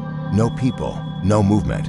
The only sound was wind through trees and the engine of our van. We parked and started filming. The silence was the first thing that struck me. It wasn't peaceful or meditative. It was hostile in a way I can only describe as wrong. Normal places have ambient sound. Even isolated places have birds, insects, wind that sounds natural. Blacklick Hollow was quiet in the way that happens when something has died and is being kept as a corpse. We filmed 3 of the houses. In one, the door was open and I could see pill bottles scattered across the floor, some still in their pharmacy bags. In another, there was a wedding dress hanging in an upstairs window, visible through the glass, perfectly preserved and faintly surreal. In the third, children's toys were arranged neatly on the porch, a teddy bear, wooden blocks, a plastic truck as if someone had left them there specifically for us to find. Sarah wouldn't leave the van. When we got back, I asked her why. She said there was something about that place that made her skin crawl, that she'd only come here once before and had regretted it ever since. When I asked what was wrong, she couldn't articulate it, just said it felt like the place was watching us, that the silence was intentional, that staying there longer felt dangerous. I laughed about it because I was a documentarian and I didn't believe in feelings about places. I believed in facts, in evidence, in the material reality of addiction and its effects. Emotional responses were valid for storytelling, but not for analysis. That night, my camera's footage was corrupted. All of it, every hour I'd filmed in Blacklick Hollow, was unwatchable. The audio was distorted, the video glitched beyond repair. My tech person couldn't explain it. The camera was fine, the memory card was fine, but the footage was just gone, replaced with digital noise that sounded almost like static, except it had patterns to it. It almost sounded like breathing if you listened closely enough. I wanted to go back and film again. My crew didn't want to. They said the place was giving them bad feelings, that we had plenty of other footage from other locations. But I was frustrated by the loss of material, and I was determined to go back without them. Just me and a single camera. Sarah said she'd wait in the car. I went back to Blacklick Hollow alone 3 days later. The silence hit me worse the second time. Knowing that I was expecting it didn't make it less oppressive. I filmed the 3 houses again, and this time I paid closer attention. In the house with the wedding dress, I noticed that the dress wasn't alone. There were photographs pinned to the fabric, old photographs, faces that I couldn't see clearly through the window. In the house with the toys, I noticed that the arrangement was exact, geometric, not random the way children's toys naturally end up. And in the house with the pills, I finally saw what I'd missed before. The pills spelled something on the floor, a message, letters formed in different colored medications. I couldn't read the whole thing from the doorway. I went inside. The interior of the house smelled like stale air and something else I couldn't identify. The pills were cold under my feet as I walked toward them. I managed to read fragments. Come back was the clearest. Don't leave was another section. But there was more, a longer message that required me to move through the house to read. That's when I realized something. The pills weren't arranged by me or by anyone else. They were being arranged. New pills appeared in places I'd already looked. The message was completing itself in real time as I watched. I ran out of the house. I got back to the car where Sarah was waiting, and I told her what I'd seen. She didn't look surprised. She said that Blacklock Hollow was one of those places where what happened to people didn't just end when they died. She said addiction was a kind of haunting, and places where it had consumed enough people sometimes became thin. She said things could bleed through. I asked her if she believed in ghosts. She said she didn't believe in much of anything anymore, but she'd seen things in Appalachia that required some kind of explanation, and ghosts made as much sense as anything else. We left that day. I didn't go back to Blacklock Hollow. My documentary used footage from other locations, and I edited around the loss of the Hollow's material. But I kept thinking about that place, about the silence, about the message being written in pills. When the documentary aired, I started getting messages from people who'd known the folks who died in Blacklock Hollow. They all said the same thing. I felt their presence while I watched, like they were trying to tell me something, like they weren't done with the world yet. It took me 2 years to go back, and when I did, I went alone. I drove to Blacklock Hollow and walked the main road through the hollow, checking each house. Everyone had changed. The wedding dress was gone. The toys were gone. But in the house where the pills had been, I found something new, a journal, placed conspicuously on the kitchen table. It was filled with names, hundreds of names, handwritten in different hands, different inks. People from Blacklock Hollow, people who'd died of overdoses. The journal was dated from years ago, before I'd ever visited, but the latest entries were fresh, written days earlier. New names still being added, a record being kept, a testimony being maintained. I didn't take the journal. I photographed the pages, but when I looked back at the images, they were blurred beyond reading. Only the concept remained. I'd seen a list, and the list was growing. I still don't know what Blacklock Hollow is. I don't know if it's a place where the dead are literally present, or if it's something my mind created to make sense of genuine grief and loss. What I know is that the silence there is different from silence anywhere else. That message still feels like something I was meant to receive, and that sometimes on quiet nights, I wonder if I was supposed to stay in that hollow, if I was supposed to become part of that growing list of names, if something about that place decided I belonged there and let me go for reasons I still don't understand.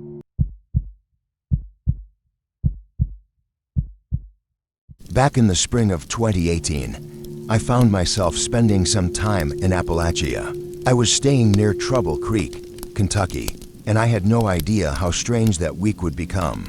My name is Gerald, I'm 63, and I'd come down to help my brother Mike sort through our family's old property. We'd inherited a farm from our aunt, and neither of us had been back to that part of Kentucky in over 30 years. The property sat at the end of a long gravel drive, surrounded by thick forest on 3 sides. Our aunt had raised horses there, and there were still a few buildings standing: the farmhouse, a barn, some outbuildings that were mostly collapsed. The main house was smaller than I remembered, the paint peeling to gray wood, but it was still standing. Mike only stayed a few days. He had a job back in Louisville he couldn't leave, so he helped me assess what we needed to do, then drove back. I decided to stay for a couple of weeks to catalog what was inside and figure out if anything was worth keeping. Most of it looked like it should be thrown away, but I wanted to do the work properly. By my second night alone, I started noticing I was being watched. It wasn't paranoia. I'm too old for that. It was a physical sensation, the kind you feel when someone's looking at you across a room. I'd be inside cataloging furniture, and I'd look out the window and see movement in the tree line.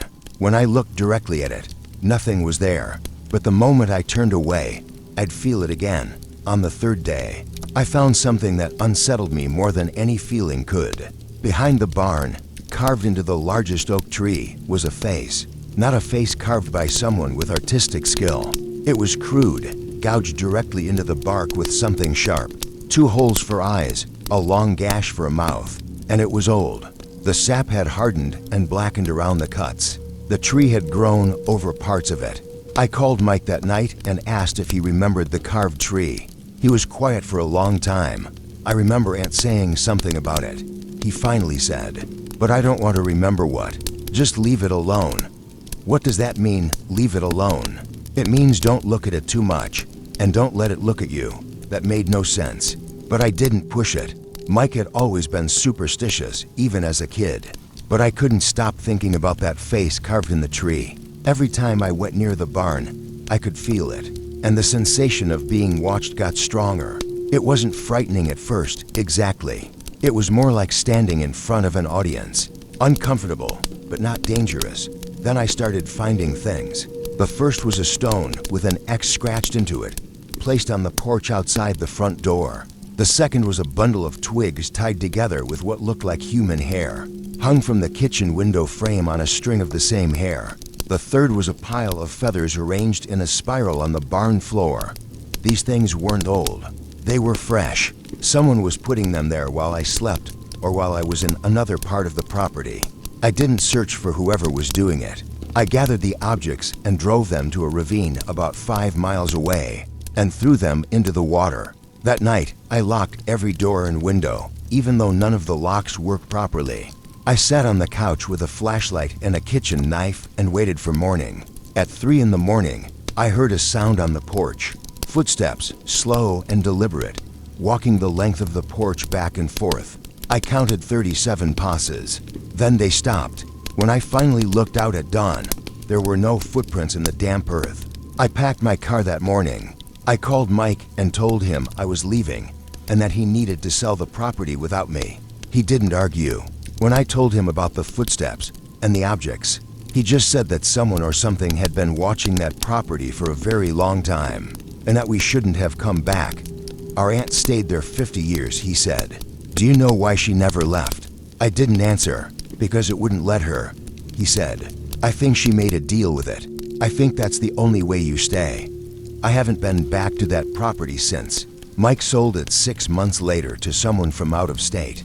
I heard through a mutual friend that the new owners abandoned it within a month. The face is probably still carved in that tree, watching the empty farmhouse and the barn, waiting for someone to come back. And I have this terrible feeling that one day, I won't be able to leave.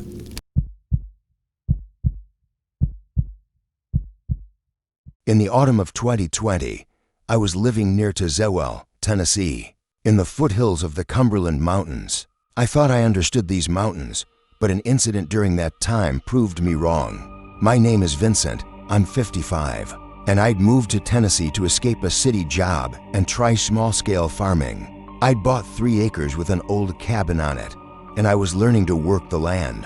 The property bordered a large stretch of state forest, which I thought was ideal. Privacy, space, access to trails. My neighbors were sparse, which suited me fine.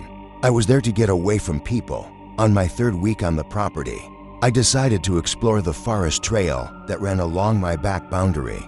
It looked well maintained, the kind of trail that would loop back to my property or connect to other established paths. I brought water and my phone and set out in the early afternoon. The trail was beautiful and peaceful. It wound through oak and hickory, crossed a creek on a wooden bridge that someone had maintained, climbed gently upward. I walked for what felt like 40 minutes, checking my phone occasionally to see my progress.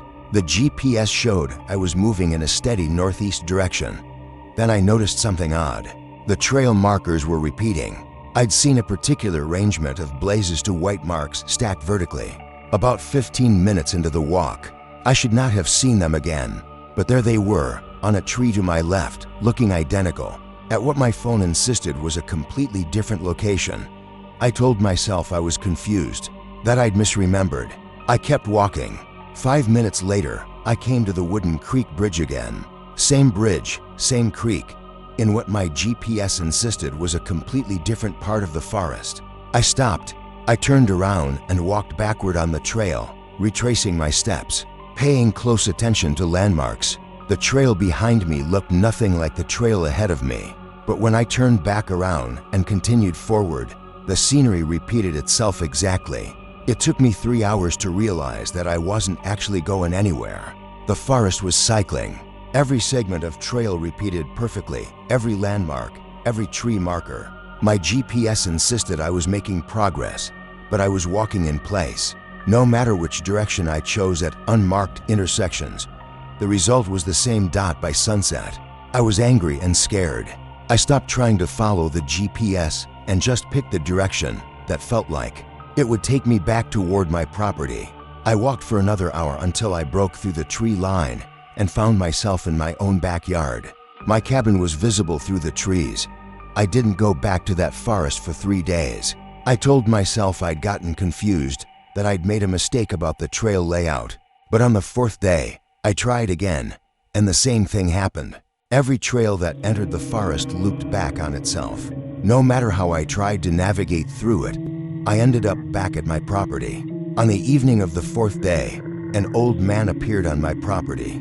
I was sitting on my porch, and he was just there, walking through my front yard like he lived there. He was thin and weathered, in his 80s maybe, and he moved slowly but deliberately.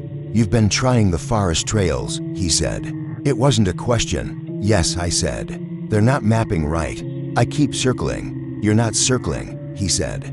"The forest is circular. Everything folds back. That land has been like that for a long time. Some places don't want to be entered. They just want you to know they're there." "What do you mean, doesn't want to be entered?" "You own your land, but you don't own the forest," he said. "That forest owns itself. It belonged to the people before, and then to the people before that, back further than anyone remembers. It doesn't open for outsiders.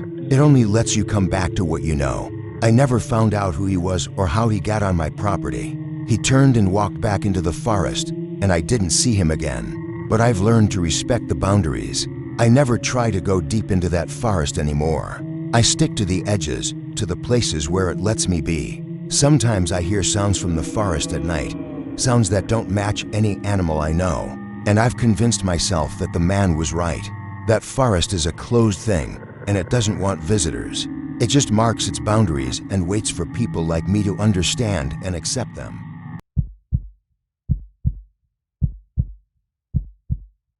This happened during the spring of 2021.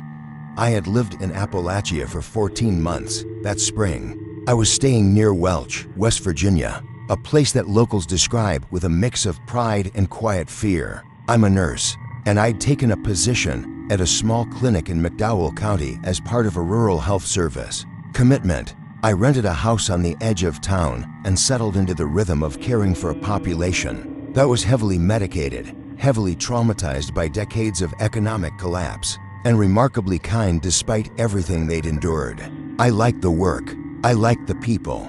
I felt useful in a way that big city nursing never gave me. It was during my second spring that I started noticing the markers on the trees. They were red spray-painted X's, about the size of a hand, marked on trees along the hiking trails and forest roads around Welch. I first saw them while driving to a house call in a remote holler, and I thought maybe they marked property lines or fire breaks. But over the next few weeks, I started seeing them everywhere along Route 52, on trees behind the clinic, on oaks lining the walking path I'd taken to using for my morning exercise. One morning I asked one of my regular patients, an older man named Eddie who had COPD and a tendency to talk, what the markers were. He tensed up. I could see it happen even though he tried to hide it. He said they were probably just markers, that I shouldn't worry about them, that there were a lot of strange things people did in the mountains, and most of it was harmless. I pressed him a little. He finally said, with genuine discomfort, that he didn't know what they meant, that people in Welch didn't talk about them. When he said that last part, he looked scared in a way I hadn't seen before, and I let it drop. But I started paying closer attention. There were patterns to where the X's appeared. They seemed to follow a route, not a straight line, but a deliberate path that wound through the forest and along certain roads. The marks were different ages. Some were fresh, the paint bright red. Some were faded and weathered, maybe months or years old. Whoever was making them had been doing it for a long time. I asked another patient, a woman in her 60s named Pauline, and she shut down immediately. Said she didn't know anything about them. Said they were probably just kids. Said I should focus on something else, something healthier to think about. That's when I realized that people knew exactly what those markers were, and they weren't telling. Over the next month, I became obsessed with understanding the pattern.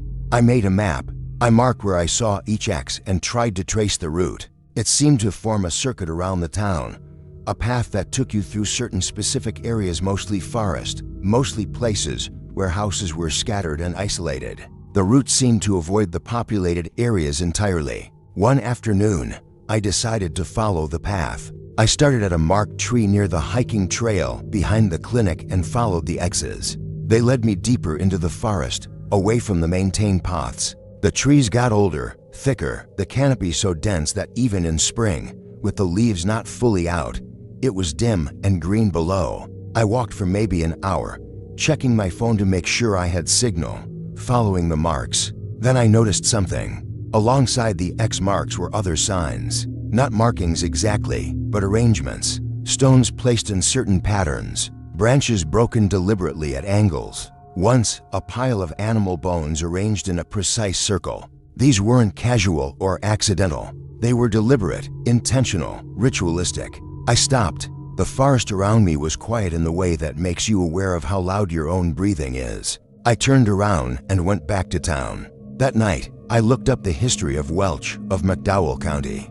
I found old articles about cult activity in Appalachia, about specific groups that had been involved in unusual practices, about disappearances that were never solved. Nothing specific to Welch, but enough to make me feel like I was seeing something real, something dark, something I didn't have a context for understanding. I decided to ask directly at the clinic. I asked my supervisor, an older nurse named Beth who'd been there for 20 years, what the marks meant. She looked at me in a way I'll never forget, like I'd asked something I shouldn't have, but she understood why I needed to know. She said, quietly, that there were people in the area who practiced things that weren't Christian, that they kept to themselves mostly, followed their own paths, that the marks were probably territorial, a way of saying this is our land, don't come here. She said that understanding that was the best way to stay safe. Accept the boundary. Don't follow the marks. But it was too late. I'd already followed the marks. I'd already seen the arrangements. Over the next week, I started to feel like I was being watched, not paranoid watched, but actually observed.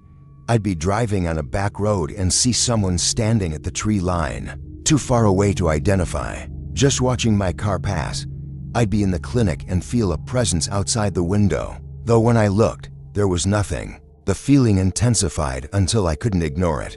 I was being communicated with in a very specific way. I was being shown something. I was being marked. That's when I started seeing the marks appear in new places. One morning, there was a fresh red X spray painted on my garage door. The next day, one on the fence behind my house. Then one on a tree directly in front of my living room window. They were getting closer, more direct. I called Beth in a panic and asked her what I should do. She came over, looked at the marks with a grim expression, and told me to call the police if I wanted, but that it probably wouldn't help. She said the best thing I could do was leave, move somewhere else, stop asking questions, stop following the path. I left Welch 3 days later.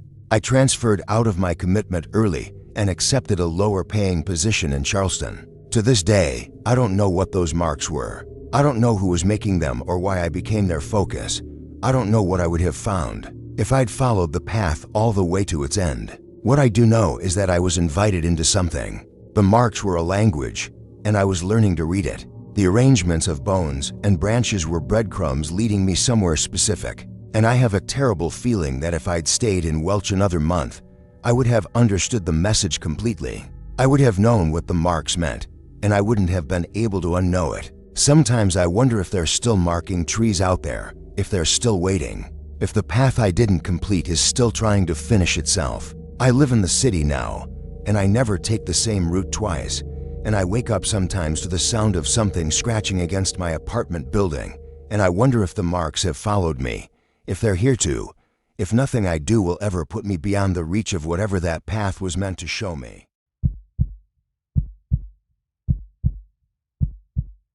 I had been in Appalachia for only a short while when this occurred.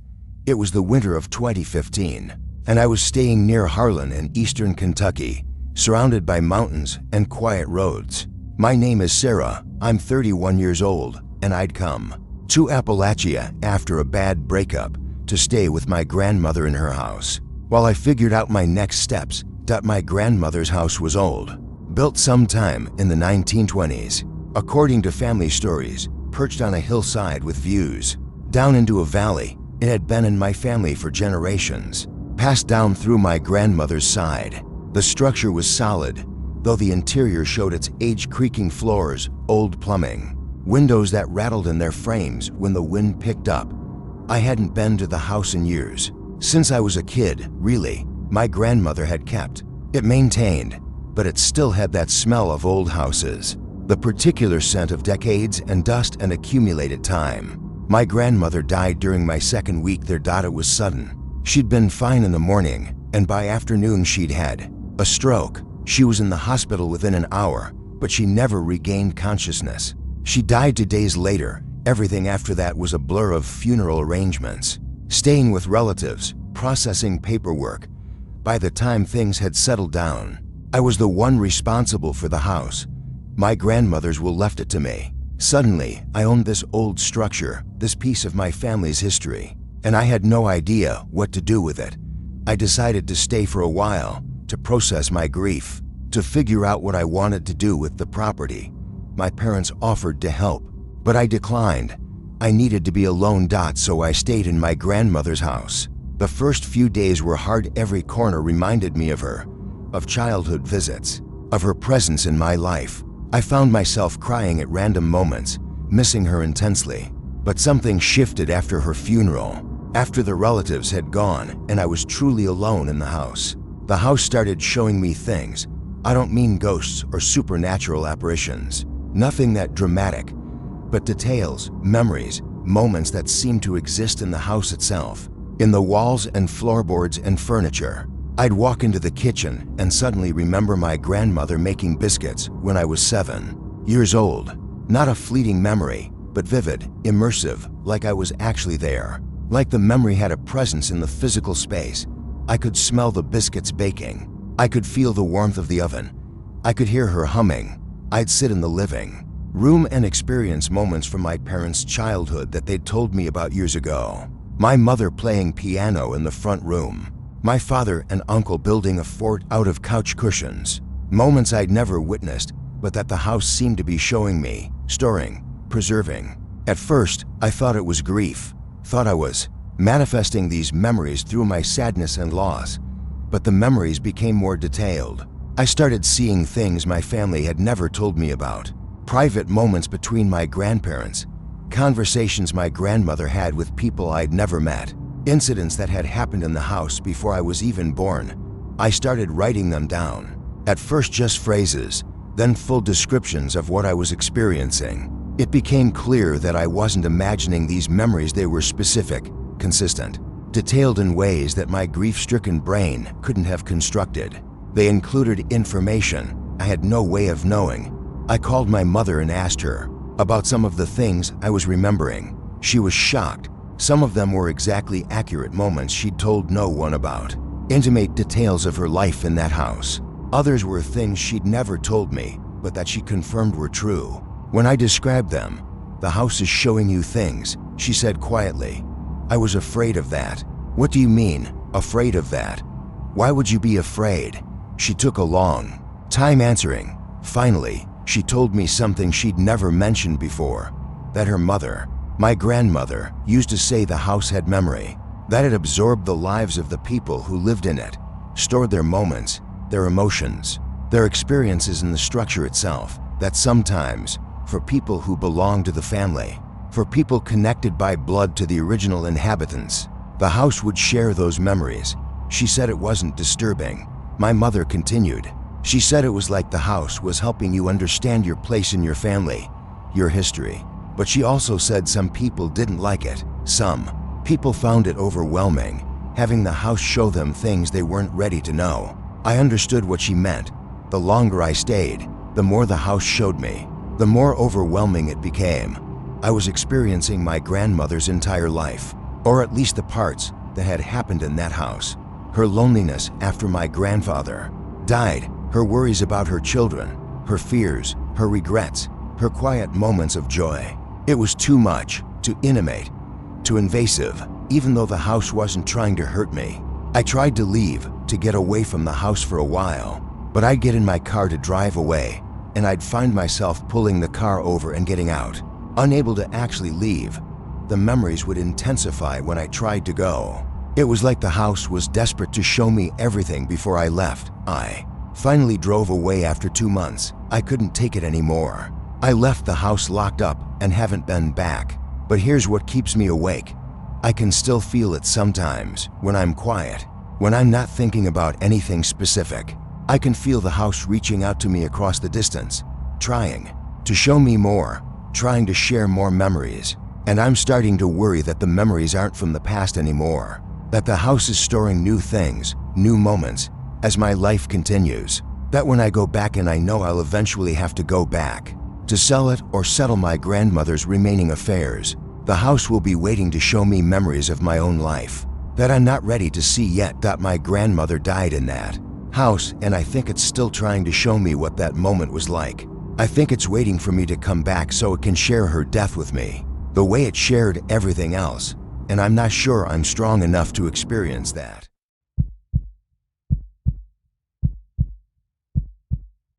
In the early days of the autumn of 2018, I was spending time near Leanville Gorge in the Appalachian Mountains. I didn't expect anything unusual, but I was wrong. My name is Thomas. I'm 56 years old, and I'm a musicologist who specializes in folk music and regional vocal traditions. I'd come to Leanville Gorge specifically to research the area's musical heritage, hoping to document some of the old songs that local residents still remembered. The gorge itself is stunning steep cliffs, a river running through the bottom, trails that offer incredible views. I arranged to stay with a local family who agreed to let me interview them about their musical traditions and family history.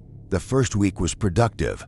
I conducted interviews with 3 different families, recorded several traditional songs, learned about the musical heritage of the area. It was exactly the kind of research I'd hoped to find: real people, real traditions, music that had been passed down through generations and was still actively maintained. But in the second week, I started hearing something else, a voice singing. I first noticed it when I was hiking one of the gorge trails. It was late afternoon, the light getting golden, the shadows starting to lengthen. The voice seemed to come from somewhere up the gorge, carrying along with the sound of the river.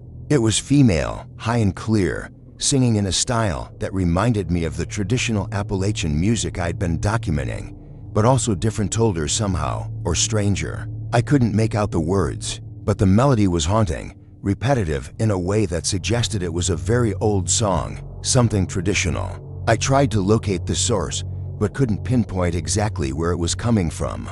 The sound seemed to echo off the gorge walls, bouncing around, making it impossible to determine direction. I mentioned it to the family I was staying with that evening. The man, who was in his 70s, got very quiet. "You heard singing?" his wife asked. "In the gorge?" "Yes, up toward the upper canyon." "Beautiful voice. I'm wondering if there might be other singers in the area I haven't documented yet."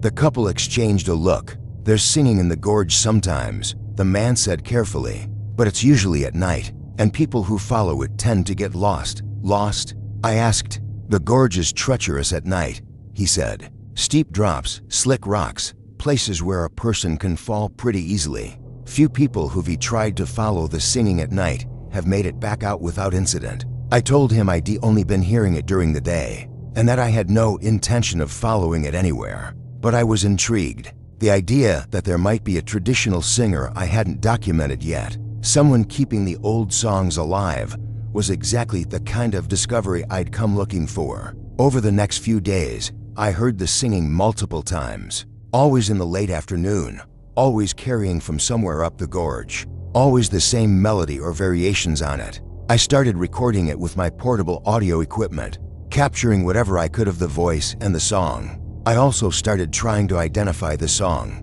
It sounded old, centuries old possibly, but I couldn't place it exactly. It reminded me of some ballads I'd encountered before, traditional narrative songs that told stories of lost love or tragedy. But the words weren't quite right. Either I wasn't hearing them clearly enough, or they were in a form of the language that predated modern usage. On day 9, I decided to hike up the gorge toward where the singing seemed to originate. The family tried to discourage me, but I assured them I'd stay in the daylight and not venture anywhere dangerous. I promised to be back before dark. I hiked into the upper section of the gorge, following the river and the trails. The singing got no closer, but also didn't get further away. It seemed to maintain the same distance, always just ahead, always just out of reach. I hiked for several hours, further than I'd planned to go. The gorge became more narrow, the walls steeper. In some places, the trail was treacherous narrow ledges with long drops to the river below. I should have turned back, but I could hear the singing more clearly now. I could almost make out words, and I was certain that if I could just get a little closer, I could identify the song and perhaps locate the singer. The light was getting golden, shadows stretching across the gorge, when I finally stopped and really listened to what I was hearing. The words became clear enough to understand. It was a story, a narrative in old Appalachian dialect or something older still. A song about a woman, a betrayal, a death. It was the kind of ballad that had probably been around for hundreds of years, but I'd never encountered this particular version before. I pulled out my recording equipment and documented as much of it as I could. The voice was beautiful and terrible at once, technically perfect, but also somehow hollow, like it was coming from someplace that wasn't quite real. When the song ended, there was silence, absolute silence. The river stopped sounding. The wind stopped moving. Even the light seemed to stop changing. Then I heard breathing, coming from somewhere very close to me. Very close, but not visible. I turned around, my heart pounding. The gorge around me was empty. No one visible. Nothing obvious that could be breathing so close I could hear it over the sound of my own rapid heartbeat. I didn't stay to investigate. I turned and hiked back down the gorge as fast as I safely could, moving through the fading light, trying not to look behind me. I could still hear breathing, following me, matching my pace. By the time I got back to the family's house, it was dark. They took one look at me and asked if I'd been in the gorge. When I nodded, they didn't ask any more questions. They just told me to sit down and gave me a strong drink. The next day, I was sick. High fever, severe headache, weakness. I stayed in bed for 2 days while the family took care of me. On the third day, the fever broke, and I felt well enough to travel. I packed my equipment and left Leanville Gorge. But before I left, I tried to review the recordings I'd made of the singing. They were corrupted somehow, unplayable. I tried different audio software, different devices, but the files wouldn't open or played only as noise, static, and distortion instead of the clear voice ID recorded. I've spent the years since trying to identify that song. I've consulted with other musicologists, examined historical ballad collections, researched Appalachian folk traditions extensively. I've never found the song anywhere. It's as though it exists only in that gorge, sung by a voice that shouldn't be there, a melody that predates our current understanding of musical tradition. And sometimes, in the quiet moments before sleep, I can almost hear it again. That beautiful, hollow voice, singing words I almost understand, telling a story I'm not sure I want to know. I suspect that whatever that was, it's still in Leanville Gorge, still singing in the late afternoons, still trying to lead people deeper into the canyon. And I suspect it will be there long after I'm gone, maintaining a tradition that no one can quite remember, and that everyone who encounters it wishes they could forget.